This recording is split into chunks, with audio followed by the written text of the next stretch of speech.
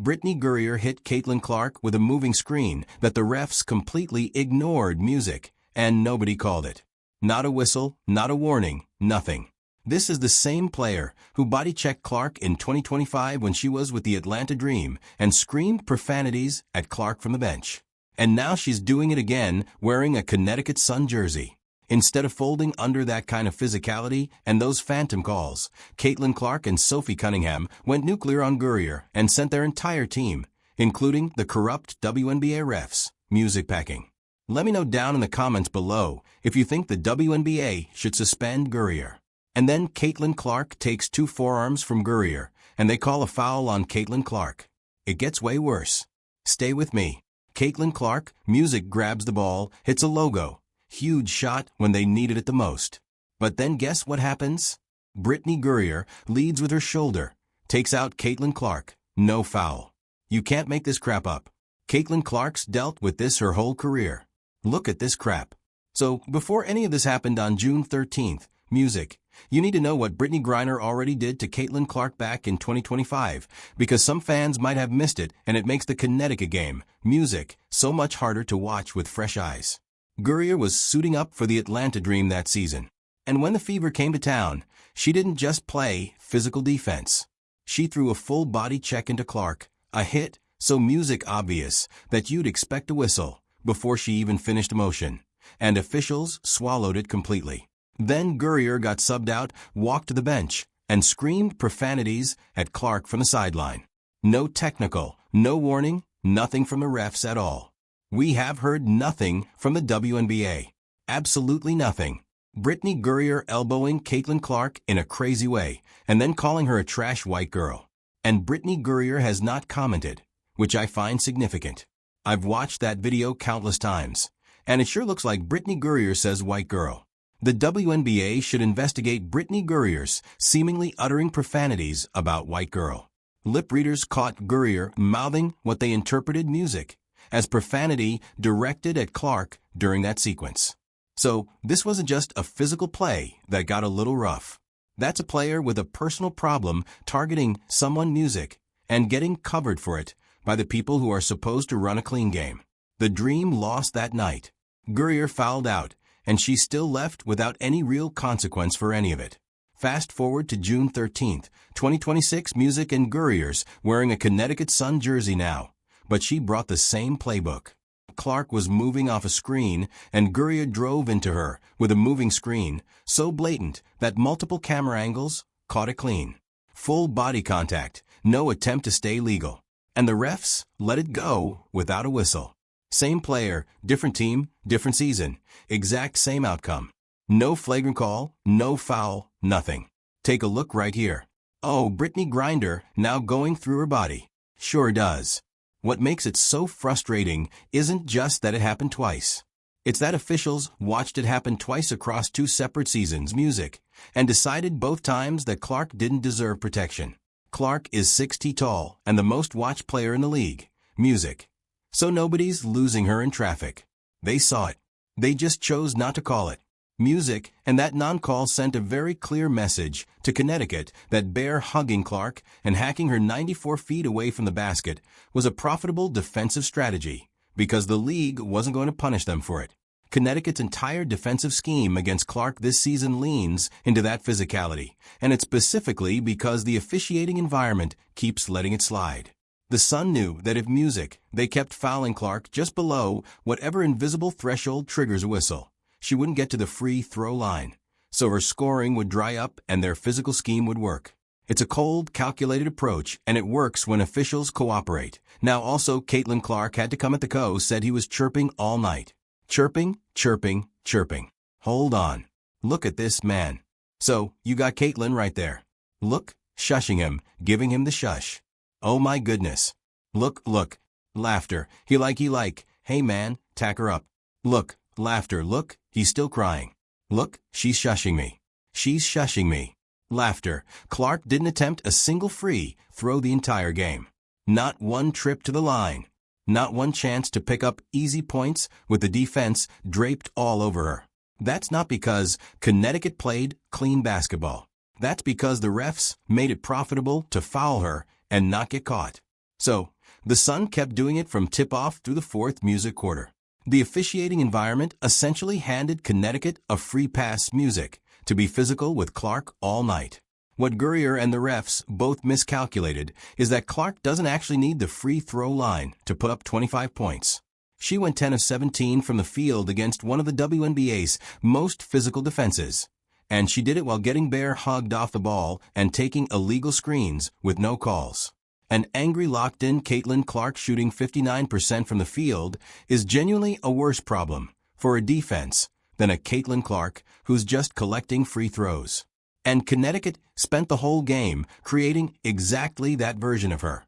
Clark launches and answers with a three. This is the kind of pace Indiana likes. You can't go under. And Lexi gets a lot of hustle points for what she does. Clark step back three. That one will go, and she's knocked down a pair with a hand in her face. And the first 2 points tonight, she's pulled Connecticut back within 7. Clark fire away and answers with a three. So let's talk about what Clark actually did in this game, because music, the stat line looks almost too clean for how ugly the conditions were. No free throws, music refs letting Connecticut foul her all night, Griner running illegal screens without a whistle, and Clark still finished 10 of 17 from the field with 25 points and went 5 of 10 from 3. That's not a player surviving a rough night. Music, that's a player carving up a defense that thought it had her figured out. 17 into second. Clark catch and shoots. Big triple bucket at Boston, directing traffic. Here is Kelsey Mitchell. Look at all the contact between Clark and Lon, and Clark hits a deep three. Cheering, that's how you make them pay. The pick and roll with Aaliyah Boston was the specific action Connecticut couldn't solve all game. Boston sets the screen. Clark reads what the defense does coming off it. And the Sun had no good answer either way. Go under the screen and Clark pulls up for three, which she was hitting at 50%. Go over it and Clark attacks the lane or dumps it to Boston rolling toward the basket. Music, Clark was so good at attacking the rim on Thursday. Shot 15 free throws. He's hit a couple threes here tonight. Boston just waltzes up the middle. Boston finished with 13 points, 11 rebounds, and 5 assists. So, she wasn't just standing around setting screens and waiting to be ignored. When Connecticut collapsed onto Clark, Boston found the open player on the weak side. And late in the game, those passes kept finding Sophie Cunningham in exactly the right spots. The Sun built their whole defensive scheme around stopping Clark, and Boston kept punishing them for it from the post. So hard off the ball to get open. Multiple defenders with length all game. Shot clock down to 5. She somehow found Mitchell, who just circles around. Mitchell's got to get it up. Oh yeah, what a play. He does it the hard. Kelsey Mitchell dropped Music 19 points and 5 assists alongside Clark, which meant Connecticut couldn't Music fully collapse onto Clark without leaving Mitchell open on the perimeter. Every time the Sun tried to throw extra attention at Clark, Mitchell made them pay. And that's a problem a physical defensive scheme simply isn't built to handle when it's designed to smother one player. Then came the technical foul. With 22.2 seconds left in regulation, right after a Sophie Cunningham three-pointer had basically put the game away, Clark picked up her second technical of the game, which Music brought her season total to 4. And the league's automatic one-game suspension kicks in at 8. So, she's halfway there. The call got logged initially as a delay of game violation on Clark personally, and then the league quietly reclassified it as a team delay of game foul after the fact, which are two completely different things with completely different implications for Music. How you account for it on Clark's record. Technical, I didn't need an explanation. I deserved it, but it was worth it. The delay of game made no sense. It felt like Tyler wanted to assert himself into the game, and that was ridiculous. So that's just not a point in the game he needed to call that. I went and got the ball, went off my foot off the scores table, and then he gave us a delay game, which is a team technical foul. So you can ask Tyler. I don't agree with that. Clark called it out directly in the post-game press conference. She said the call made Music no sense, and that the official seemed like he wanted to insert himself into the game, which is about as direct as a player can get when talking about an official, without crossing a line. She also admitted she deserved it, but it was worth it. And that tells you everything about where her head was at that point. She wasn't rattled. She wasn't backing down. Music, she was annoyed. And she let the official know it. And then her team closed the game out anyway. The technical came at the exact moment the Fever were trying to protect their lead. And the officiating had already spent 3 quarters feeling tilted against Indiana. Clark's response wasn't to shrink. She took the technical, her team answered, and the Sun ran out of time. So Caitlin's celebrating, ice in the veins. Come on, dog. Then watch this. Look, telling the man bye-bye. Laughter, and then shush it again. Look, she's going to go to the sideline. You're going to see what she was a-saying. He was saying to her, look, running his mouth all effing game. I told him bye-bye. Laughter, that sequence, specifically a referee reclassifying his own call after the game ended, is the kind of thing that should generate a lot more music conversation than it did, because it means even the league acknowledged something was off about how it got called in the first place. Clark went 50% from 3, music never touched the free throw line, and still outscored almost everyone on the floor. Connecticut threw a physical, foul-heavy scheme at her, and a referee who wanted to be part of the story, and she dropped 25 points on them, without needing any of the calls to go her way. Now let's talk about Sophie Cunningham, because the official story and the actual story might not be the same thing, and the music gap between them is worth spending some time on. Clark gets it to Boston. Cunningham, accept. Clark has Griner on her, which means Boston for the kickout. Another one. Screaming. Cunningham missed the game right before Connecticut entirely. Listed as questionable with a sore elbow. That happens in a long season. Players get banged up and nobody bats an eye at a sore elbow. Except the game she missed happened to be the one directly after the Washington Mystics buzzer beater, where Cunningham went completely off-script music from what Stephanie White drew up in the huddle, deviated from the design play, and Clark had to improvise on the fly to hit the game winner. Anyway, Cunningham wasn't in the lineup the very next game. The Fever never confirmed a suspension, never said anything beyond the elbow. But that sequence fed a full week of social media speculation about whether White had quietly benched her to send a message about running your own plays when the coach drew something up specifically. Maybe the elbow was real. Maybe Cunningham genuinely needed a game off to recover, and the timing was just unfortunate. But she came back for Connecticut looking nothing like a player easing back from an injury. She wasn't testing the elbow on a couple of low-stake shots in garbage time. She was hunting. The Fever had been bleeding leads in the fourth quarter in recent GA/MES. And this Connecticut game started trending the same way. Music Indiana had built a comfortable cushion, and the Sun were chipping at it, using their physicality to grind the Fever's offense down and make the game tight enough that the pressure would start to show. Connecticut's whole plan was to make it uncomfortable late. And for a while it was working. Clark pitches it to Boston. They go back to Cunningham. This time she takes it all the way around. 30 seconds to go. This Fever team showing poise down the stretch. Cheering. Then Cunningham caught fire and the game just ended. 11 points in roughly 2 minutes in the fourth quarter, which is an almost absurd production rate at any level of basketball. Music, and 4 of those buckets came directly off Aaliyah Boston reading the defense and finding Cunningham in the right spots, while Connecticut was still trying to account for Clark. The Sun had no answer for that run, partly because their scheme was still built primarily around stopping Clark, and partly because Cunningham wasn't missing anything she looked at during those 2 minutes. The reason Cunningham fits so well next to Clark is pretty straightforward. She doesn't need the ball in her hands to be a real threat. So she and Clark aren't competing for the same space or the same actions on the floor.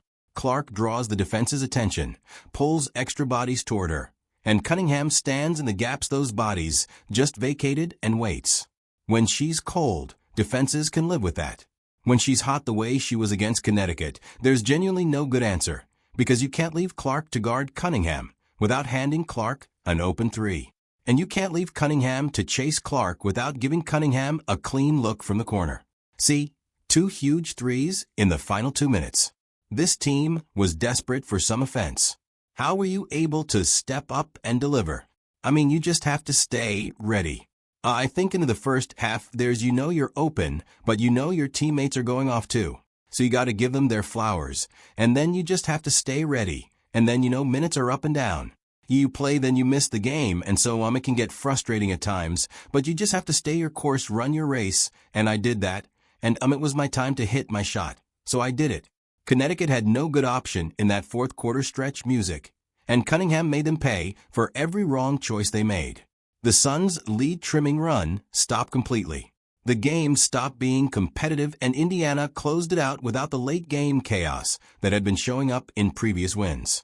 So whether Cunningham sat out the Mystics game because her elbow genuinely needed rest, or because White needed to make a point about following the play that was drawn up, she came back to Connecticut and dropped 11 points in 2 minutes when the Fever needed someone to end the game. That doesn't look like a player who spent the week icing an elbow.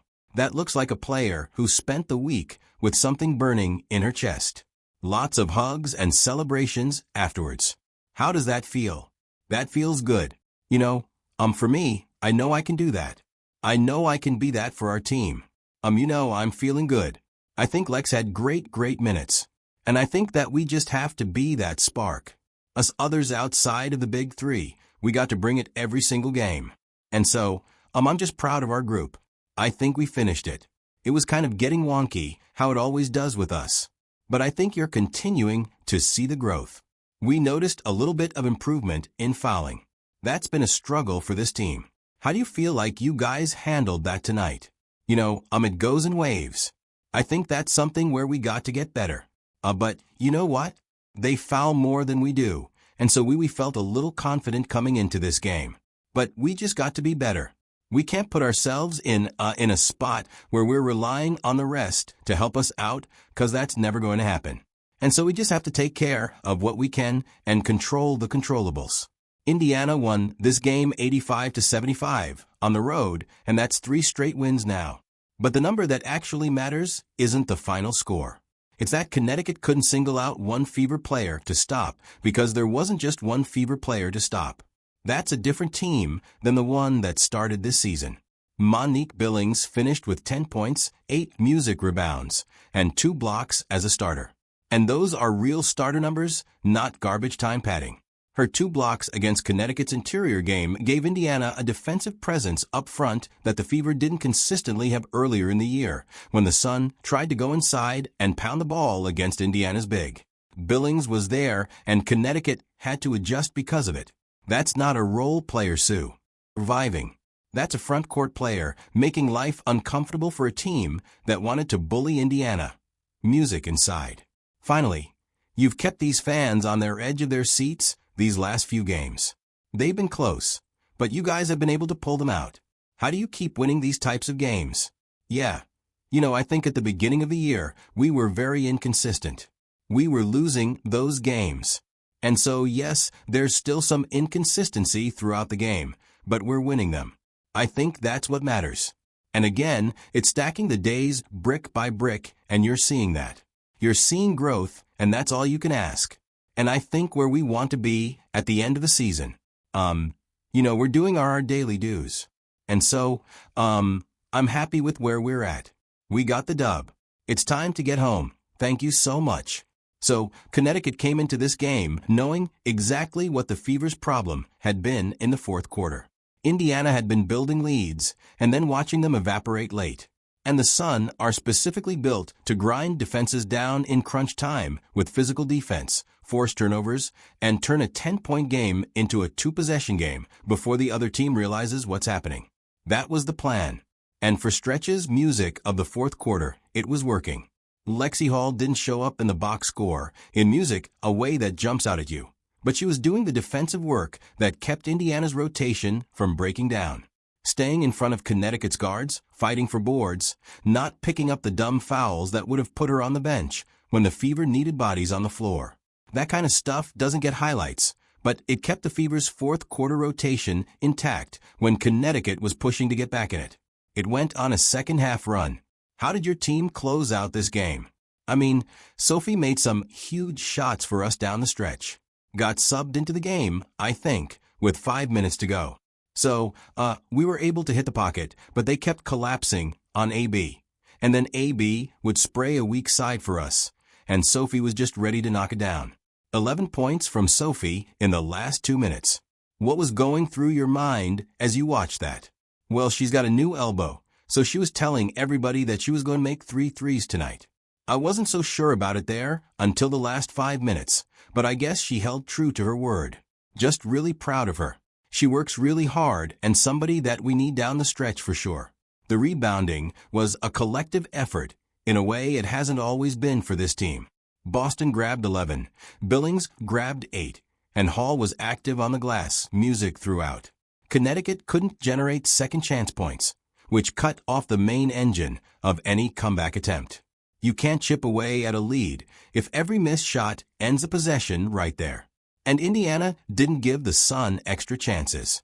The Fever shot 49% from the field and 41% from 3 as a team. Clark was 50% from 3, but she wasn't the only one making shots. Multiple players were converting at a high rate.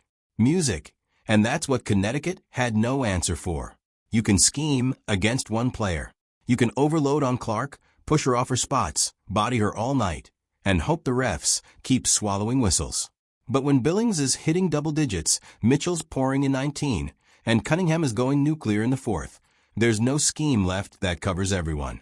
What does another win like this tell you about this team? Just resilience. I guess we just like to make it exciting for the fans and people at home, but we still got to find a lot of ways to get better and find our first blowout win. But those are really hard in this. Like, these teams are really talented. They're a great team. They're really athletic. They get second chance opportunities, and their post players get their feet in the paint and score. So, we could have played better defense for sure. The Clark-Boston pick and roll is going to need serious film study from every coaching staff that hasn't already spent hours on it, because Boston as a screener and a secondary playmaker is a combination that Connecticut couldn't crack in 4 quarters of trying. Opposing coaches now also have to account for Billings punishing any team that ignores the front court music to load up on Clark and Boston. 3 straight wins, a road win against a physical team, bad officiating, Gurrier targeting Clark twice, and Indiana's own fourth quarter habits all stacked against the Fever in this game. They closed it out anyway. Cunningham's 11-point burst in 2 music minutes didn't just win the game. It told Connecticut and every other team watching that there's no version of this matchup where the Fever don't have someone ready to end it. Clark dropped 25 points on Connecticut's physical defense without a single free throw. Cunningham exploded for 11 points in 2 minutes to slam the door music, and the Fever won by 10 on the road while the league was busy reclassifying its own officiating calls after the final buzzer. The Sun threw Gurrier, a physical scheme, and a ref who wanted to be part of the story at Indiana, and Indiana went and won anyway. Let me know down in the comments below if you think the WNBA should suspend Gurrier. And don't forget to like, subscribe, and turn on all notifications as we're bringing you all the action and top stories.